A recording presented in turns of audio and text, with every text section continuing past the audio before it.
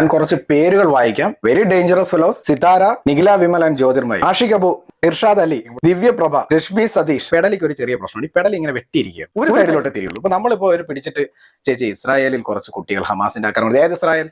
എന്ത് ഇസ്രായേൽ? കുട്ടികൾ ചാവട്ട ഉള്ളുകൾ. അയ്യോ എന്റെ മനസ്സിൽ. എടാ നമ്മളെ ബംഗ്ലാദേശിൽ കുറച്ച് ഹിന്ദുക്കളല്ലേ. ഏത് ബംഗ്ലാദേശ്? എന്ത് ഹിന്ദുക്കൾ?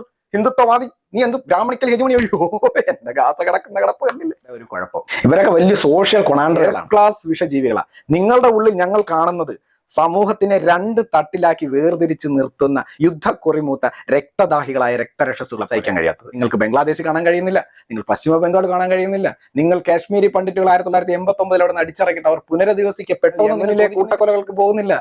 നിങ്ങൾ സിറിയയിൽ നടക്കുന്നതിനെ പറ്റി പോകുന്നില്ല. യസീദികൾ അവരൊക്കെ കൊന്നു കളഞ്ഞിട്ടോ. ജീവൻ രക്ഷിക്കാൻ പ്രാണാർത്ഥം ഒരു മലയുടെ മുകളിൽ ഓടിക്കയറിയവരെ ചുറ്റും നിന്ന് വളഞ്ഞ് കൊന്നു കളഞ്ഞു. ധൈര്യമുണ്ടോ ഈ പറയുന്ന രശ്മി സതീഷ്, ഈ പറയുന്ന ജ്യോതിർമയി, ഈ പറഞ്ഞ എല്ലാ എണ്ണത്തിനും ഹമാസ് തീവ്രവാദികൾ തട്ടിക്കൊണ്ടുപോയി 250 പേരുടെ പേരുകൾ വായിച്ച് അവരെ റിലീസ് ചെയ്യാൻ പറഞ്ഞുകൊണ്ട് ഒരാഴ്ച പോലും ഈ കാണുന്ന സോക്കോൾഡ് സ്യൂഡോ റെവല്യൂഷണറികളുടെ മൂത്രസഞ്ചിയിൽ നിന്നും 2 തുള്ളി മൂത്രം വെളിപ്പോകും. 2 അല്ല, ചിലപ്പോൾ അതിൽ കൂടുതലും. നിങ്ങളെ കണ്ട് എന്റെ കുട്ടികൾ പഠിക്കാൻ പാടില്ല, എനിക്ക് അറിയാവുന്നവർ പഠിക്കാൻ പാടില്ല. നിങ്ങളെ കണ്ട് പഠിക്കുന്നതിന് പകരം ഞാൻ അവരോട് സൃഷ്ടിക്കുന്ന ആരെയൊക്കെയോ പേടിച്ച് പേടിച്ച് പേടിച്ച് ജീവിക്കുന്ന നിങ്ങൾ സമൂഹത്തിന് ഒരു സന്ദേശവും നൽകുന്നത്. നിങ്ങൾ വെറും അഭിനേതാക്കളും കവിയും പ്ലേബാക്ക് സിംഗറും ഒക്കെ